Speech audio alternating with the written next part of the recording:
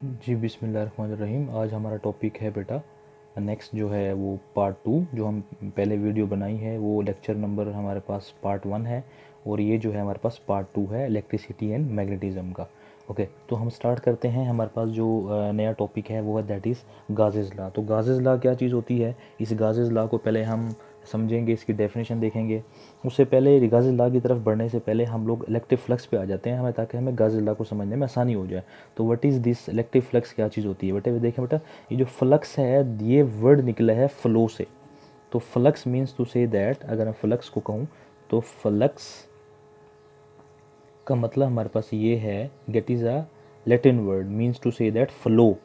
Flux means to say that flow, यानी हम लोगों ने फ्लो चेक करना है। अब किस चीज़ का फ्लो चेक करना है? इलेक्ट्रिक फील्ड लाइंस का, यानी इलेक्ट्रिक फील्ड्स जो लाइंस हैं उनका फ्लो चेक करना है। यानी सपोज दैट कि ये फील्ड ऑफ लाइन है, तो किसी भी एरिया से कितनी फील्ड ऑफ लाइन पास हो रही है, that is known as electric flux. अगर सपोज दैट मैं कहता हूँ कि मेरे पास ये कोई एरिया है और इस एरिया से कितनी फील्ड ऑफ लाइन पास हो रही हैं, 2 हो रही हैं, तो फ्लक्स कितना होगा? 2। अब अब देखें, अब कितनी पास हो रही हैं? अभी भी 2 हो रही हैं। अब कितनी पास हो रही हैं? अब 3 हो रही हैं। 1 2 3। The field of line which cross the area, तो ये तो क्रॉस नहीं करके गई ना एरिया को, वेरी इंपॉर्टेंट पॉइंट है। तो जो क्रॉस होकर जा रही हैं वो क्या होगा? उसी का फ्लक्स होगा। तो किसी भी, अब इसकी जो मैथमेटिकली फॉर्म है वो मैथमेटिकली फॉर्म हमारे पास क्या है, उसका फार्मूला हमारे पास क्या है? फ्लक्स को रिप्रेजेंट करते हैं फाई ई के साथ, याद रखिएगा फाई ई। वो क्या होगा? E dot A. तो इसकी डेफिनेशन ये भी बन सकती है, the dot product of electric field intensity and the area. Dot product of electric field and area, vector area A, यानी इन दोनों का जो डॉट प्रोडक्ट होगा वो क्या बताएगा हमें? इलेक्ट्रिक फ्लक्स को बताएगा। और डॉट को ख़त्म करेंगे तो क्या हो जाएगा? ई ए कॉस ऑफ थीटा। मैं आपको पहले बता चुका हूँ, अगर यहाँ पर क्रॉस होता तो क्या लगाते हम? साइन थीटा लगाते। अगर यहाँ पर हमारे पास डॉट है तो फिर क्या लगाएंगे? यहाँ पर हम लोग कॉस थीटा लगाएंगे। तो ये बातें वेरी इंपॉर्टेंट हैं, 2 बातें ये आपने गौर से समझनी है और याद रखना है, इनको माइंड में रखना है। तो नोट्स मैंने आप लोगों को ये प्रोवाइड किए हुए हैं। तो हम देख लेते हैं कि हमारे पास सपोज दैट ये कोई वेक्टर एरिया दिया हुआ है।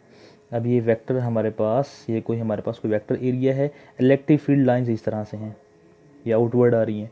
तो एरिया जो है, एरिया और ई के दरमियान क्या बन रहा है? एंगल थीटा बन रहा है। ठीक है, तो इसलिए हम क्या लिखेंगे? E dot A. तो फार्मूला क्या बन जाएगा? E dot A, that is equation number 1। ये हमारे पास इक्वेशन नंबर क्या हो जाएगी? 1 हो जाएगी।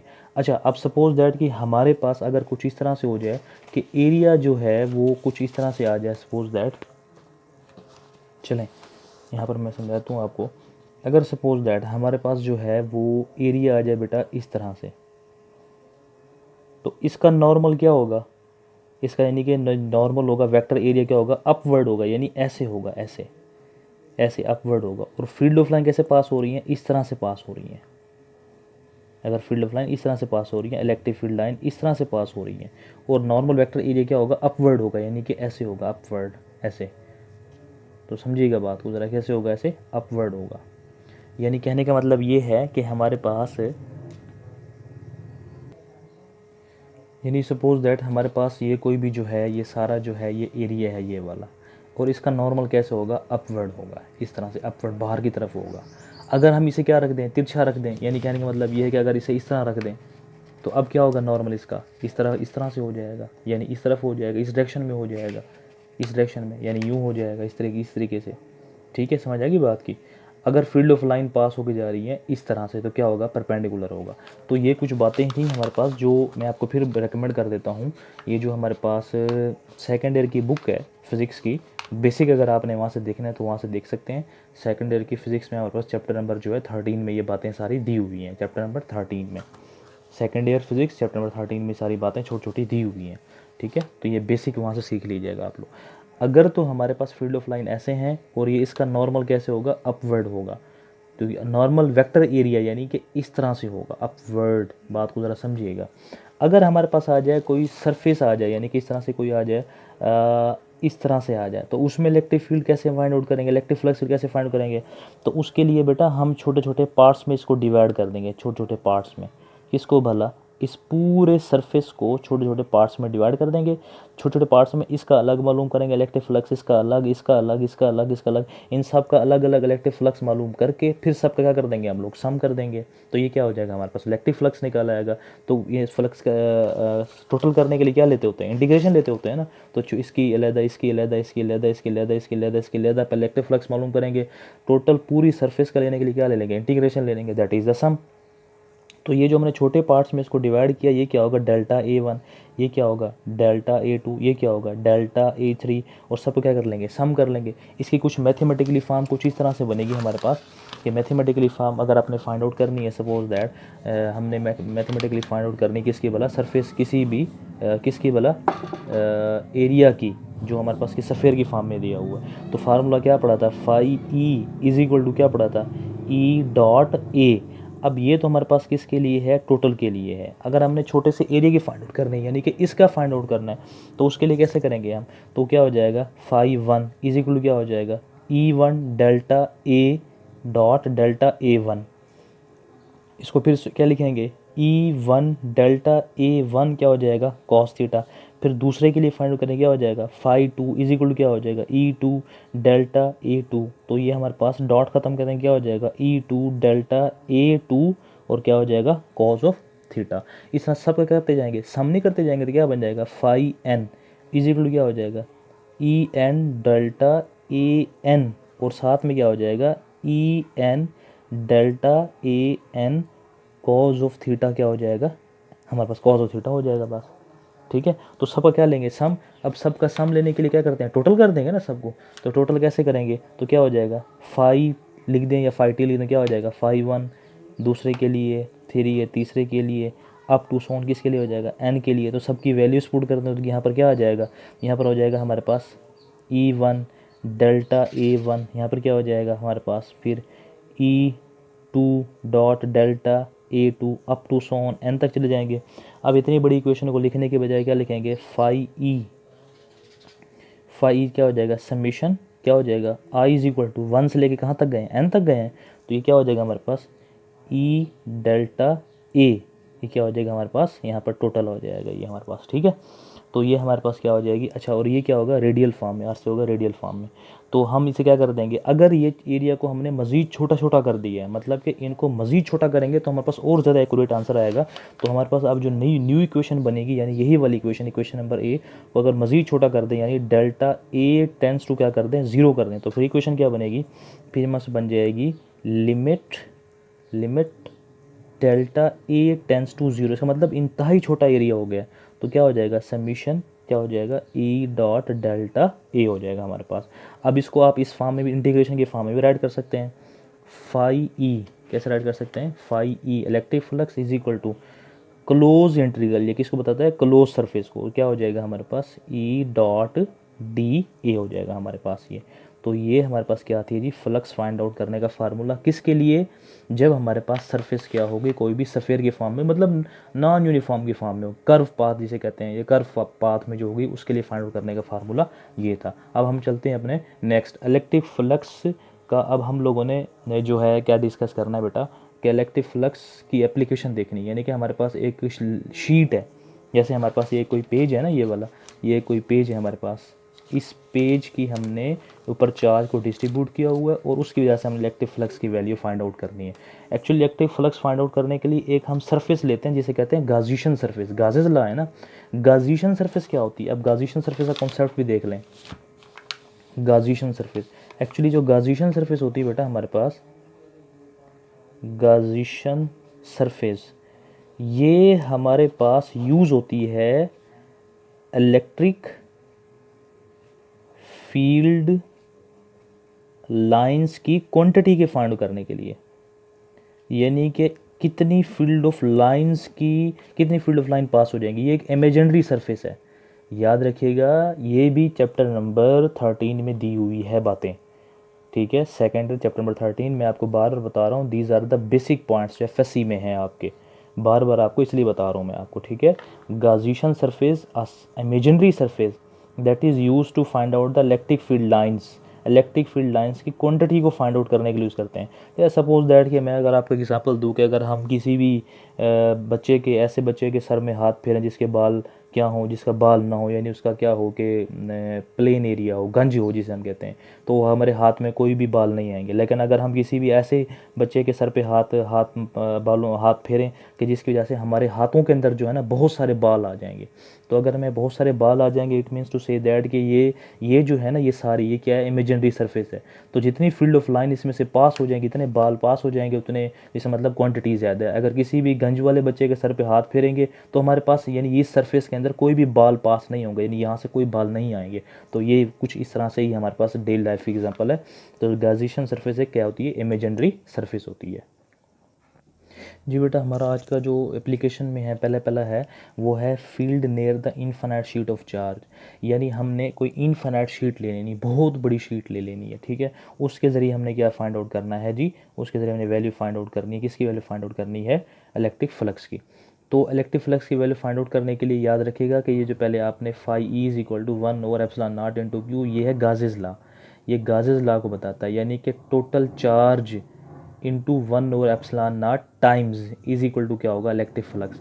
इसकी डेरिवेशन भी मैं आपको बाद में समझा दूंगा, ठीक है। ये आपने अभी फ़िलहाल इसको एज इट इज़ याद करना है गाजेस लॉ को, इसकी डेरिवेशन मैं आपको बाद में कराऊंगा क्योंकि हमारे ये डेरिवेशन कोर्स में शामिल नहीं है इसकी, तो इसलिए आपको फ़िलहाल फार्मूला याद रखना है, बट मैं इसकी डेरिवेशन भी आपको बाद में कराता हूँ। तो हमारे पास इनफाइनाइट शीट का है, तो ज़रा गौर करके देखिए हमारे पास ये एक शीट है, इस डायग्राम गौर से समझिएगा। ये हमारे पास कोई शीट है जिसके ऊपर हमने पॉजिटिव चार्ज को क्या किया हुआ, डिस्ट्रीब्यूट किया हुआ है। अब पॉजिटिव चार्ज को जो डिस्ट्रीब्यूट किया हुआ, मैंने आपको कहा था कि पॉजिटिव चार्ज को डिस्ट्रीब्यूट किया हुआ है इनफाइनाइट है। अब इतनी बड़ी शीट तो नहीं ले सकते हम, क्या लेंगे, इस शीट का छोटा सा पार्ट ले लेंगे, जिस तरह हमने यहाँ पर किया है। ज़रा गौर कर देखें कि यहाँ पर हमने क्या किया हुआ है कि होल बहुत बड़ी सरफेस है, उसके छोटे छोटे क्या कर लिए, पार्ट्स कर लिए। तो इसी तरह हमने एक बहुत इनफाइनाइट शीट थी, उसका छोटा सा पार्ट कर लिया है। उस पार्ट को हमने अब क्या करने जा रहे हैं, डिस्कस करने जा रहे हैं। तो अब ये जो सिलेंड्रिकल की फॉर्म में है, सिलेंडर की फॉर्म में जो शीट है, ये जो शीट है इसमें से एक गाजिशन सरफेस पास हो रही है। गाजिशन सरफेस याद रखिएगा, सफ़ेयर की शक्ल में भी हो सकती है, रेक्टेंगल की शक्ल में भी हो सकती है, और उसके अलावा सिलेंड्रिकल शेप में भी हो सकती है। यानी अब इस शीट के ऊपर क्या करेंगे, सफ़ेयर वाली तो हम लगाने से रहे, ठीक है, या फिर रेक्टेंगल वाली तो लगाने से रहे, तो क्या करेंगे हम लोग क्या करेंगे, सिलेंड्रिकल फॉर्म में क्या लेंगे, एक शीट लेंगे, सॉरी सरफेस लेंगे। ये शीट तो हमारे पास किस में दी हुई है, रेक्टेंगल फॉर्म में दी हुई है। इसमें से सिलेंड्रिकल फॉर्म में क्या करेंगे, गाजिशन सरफेस पास करेंगे। अब ये गाजिशन सरफेस के 3 पॉइंट्स होंगे। कैसे, एक पॉइंट होगा ये वाला, एक पॉइंट होगा ये वाला, और एक पॉइंट होगा ये वाला। अब ज़रा गौर कर देखें, ये पॉजिटिव चार्ज है, तो पॉजिटिव चार्ज जो है बेटा याद रखेगा उसकी फील्ड ऑफ लाइंस क्या होती हैं, आउटवर्ड होती है ना। तो ये इलेक्ट्रिक फील्ड लाइंस क्या हो जाएंगी, आउटवर्ड। यहाँ पर भी इलेक्ट्रिक फील्ड लाइंस क्या हो जाएंगी, आउटवर्ड, यानी इसके अंदर से पास होकर जा रही हैं।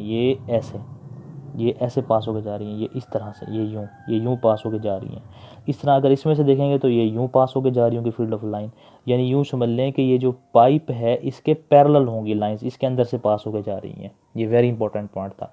ओके, तो हमने पहले यहाँ पर इलेक्ट्रिक फील्ड की वैल्यू, फ्लक्स की वैल्यू फाइंड आउट करनी है, फिर यहाँ पर फ्लक्स की वैल्यू फाइंड आउट करनी है, फिर ये जो इसका कर्व पाथ है ना, कर्व पाथ जो यहाँ पर शो किया हुआ है कर्व पाथ, वो मैं आपको समझाऊंगा कर्व पाथ कैसे फाइंड आउट करेंगे।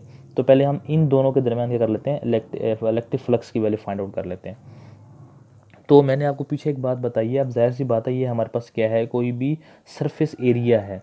तो आपने सरफेस एरिया कैसे फाइंड, सरफेस एरिया के लिए मैंने आपको छोटा सा फार्मूला बताया था, शायद आपको याद होगा कि Q is equal to sigma over A, या आप इसे यूँ भी राइट कर सकते हैं, ये sigma is equal to Q over A, यानी चार्ज पर यूनिट एरिया, चार्ज पर यूनिट एरिया। तो सिग्मा क्यू की वैल्यू फाइंड आउट करनी, तो ये यहाँ जाकर क्या हो जाएगा, मल्टीप्लाई। तो क्यू इज इक्वल टू क्या हो जाएगा, सिग्मा ए, यानी क्यू इज इक्वल टू हमारे पास क्या निकल आएगा, सिग्मा ए। ये वेरी इंपॉर्टेंट पॉइंट है, ठीक है, ये हमने प्रीवियस ये टॉपिक में बातें पढ़ी हैं हमने। अच्छा, अब फ्लक्स की वैल्यू क्या हमने फाइंड आउट की है, फाई इज इक्वल टू किसी भी क्लोज सरफेस, ए क्लोज सरफेस है ना, तो ई क्या हो जाएगा, ई डॉट डी ए।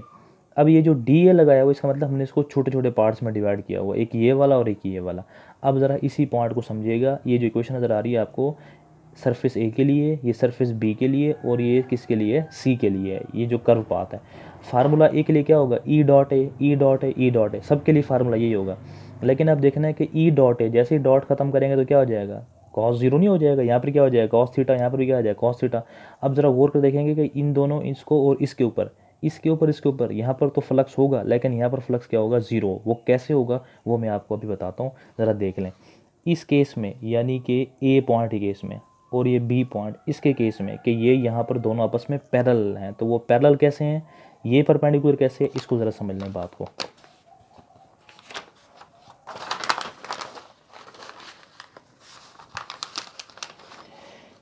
अब ज़रा पॉइंट को समझिएगा कि ये हमारे पास गाज़ियन सरफेस थी सिलेंड्रिकल की फॉर्म में, ये हमारे पास क्या है, कोई भी पॉइंट ए है, ये पॉइंट बी है। तो ये जो हमारे पास आया हुआ सरफेस, ये जो एरिया आया हुआ क्रॉस सेक्शन एरिया, इसका नॉर्मल क्या होगा, ऐसे नहीं होगा। इसका नॉर्मल कैसे होगा, ऐसे नहीं होगा। और मैंने आपको बात बताई थी फील्ड ऑफ लाइन ऐसे पास होके जा रही है, तो फील्ड ऑफ लाइन कुछ इस तरह से पास होके जा रही है। तो ये ई है और ये डी ए है। तो ज़रा गौर कर देखें, दोनों पैरेलल नहीं है। जब ये दोनों पैरेलल हैं तो क्या लिखेंगे फार्मूले हमारे पास, ई डॉट डी ए, इसका डॉट ख़त्म करें तो क्या हो जाएगा ई डी ए, क्या हो जाएगा कॉस थीटा। तो बताएं ये दोनों पैरेलल हैं, और जब दोनों पैरेलल होती हैं तो एंगल क्या बनता है ज़ीरो। तो क्या हो जाएगा theta is equal to zero. आपको पता है कि कॉस ज़ीरो कितना होता है, वो होता है 1। तो यहाँ पर जैसे आप यहाँ पर वैल्यू पुट करेंगे तो वो हमारे पास न्यू वैल्यू क्या आ जाएगी, आ जाएगी ई डी ए आ जाएगी, क्योंकि कॉस ज़ीरो क्या होता है 1। ये किसके लिए था, ए के लिए था। इसी तरह किसके लिए होगा, बी के लिए भी, तो ये ए के लिए भी यही होगा, बी के लिए भी यही होगा। तो क्या लिखेंगे हम, बी के लिए भी सिमिलरली ये लिखेंगे ई डी ए, इसका कॉस लगा दें क्या हो जाएगा, बी क्या बन जाएगा, ये डॉट आना है, E D A cos of theta. फिर क्या है पैरेलल है ये, तो कॉस 0 1 हो जाएगा। तो क्या हो जाएगा बी के लिए हो जाएगा हमारे पास ई डी ए। ये इक्वेशन होगी किसके लिए हमारे पास, इसके लिए और इसके लिए। अब हम आते हैं कर्व सरफेस के ऊपर। अब कर्व सरफेस पर देखें, ज़रा कर्व सरफेस से गौर करके देखें आप लोग।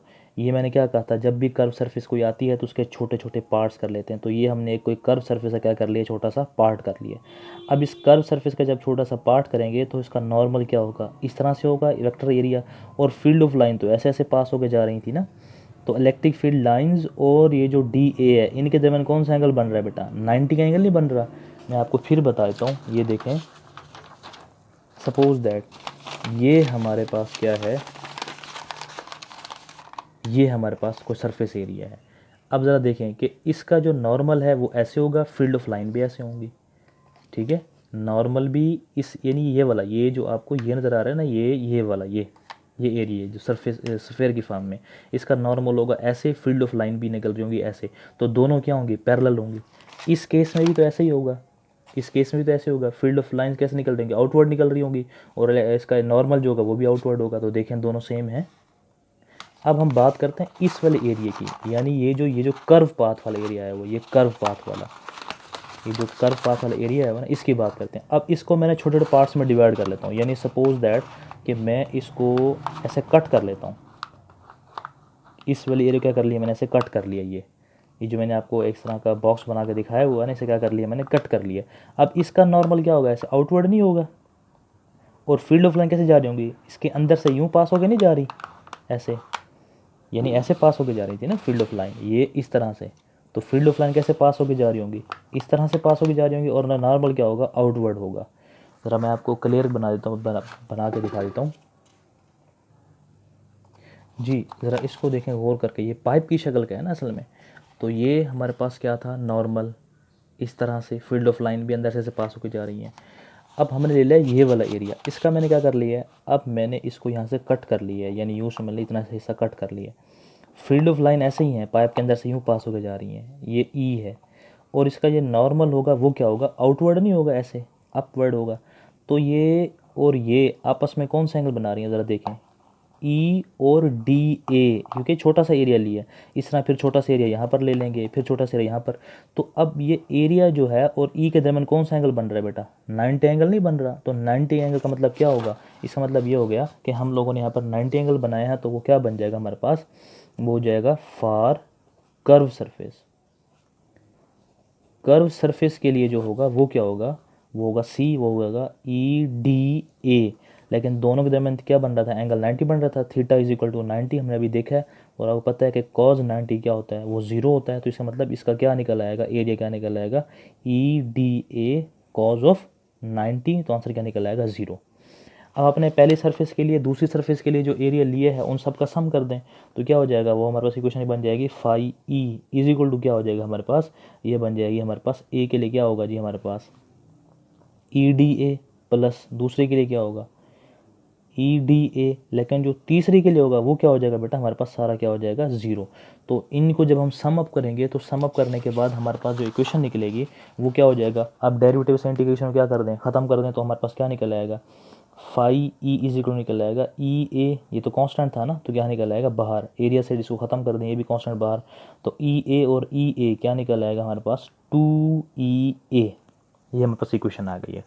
अब ज़रा गौर करके देखें बेटा, 2 हमारे पास आ गया। अब यहाँ पर हमारे पास आपने क्या करना है जी, phi put the value of phi and Q in equation number 1। अब आपने क्या करना है जी, यहाँ पर आपने वैल्यू पुट कर देनी है, किसकी वैल्यू पुट कर देनी है, फाई की, और किसकी वैल्यू पुट कर देनी है जी, हम लोगों ने ई क्यू की वैल्यू, सॉरी फाई और क्यू की वैल्यू पुट करनी है। वो कैसे पुट करनी है उसको ज़रा देख लेते हैं हम जी। इसमें देखें हमने पीछे इक्वेशन अभी पढ़ी है, क्या पढ़ी थी हमने, phi E is equal to 1 और epsilon not multiply by q, ये हम बेटा हमारे पास क्या है, गाजेज लॉ है, गाजेज लॉ की इक्वेशन है ये। तो फाई इज इक्वल टू 1 और एप्सिलॉन नॉट इंटू क्यू, इसकी वैल्यू पुट करें यहाँ पर, ये देखें फाई ई और ये फाई ई दोनों इकट्ठा कर लें, तो क्या हो जाएगा हमारे पास 1 और epsilon not multiply by q is equal to क्या हो जाएगा 2 ए हो जाएगा। अब ये जो क्यू है, ये मैं आपको क्वेश्चन पहले बता चुका हूँ, क्या पढ़ा था हम लोगों ने, फार्मूला पीछे पढ़ा है ना, अभी पढ़ा है मैंने आपको बताया, सिग्मा इज इक्वल टू क्या होता है क्यू ओवर ए, क्यू के लिए फाइंड करना, इसे वहाँ जाकर मल्टीप्लाई करना, क्या हो जाएगा sigma A is equal to q हो जाएगा। इसी इक्वेशन में आपने क्या कर देना, इक्वेशन नंबर इसका नाम रख लें बी, इसमें पुट कर दें किसकी वैल्यू, क्यू की वैल्यू।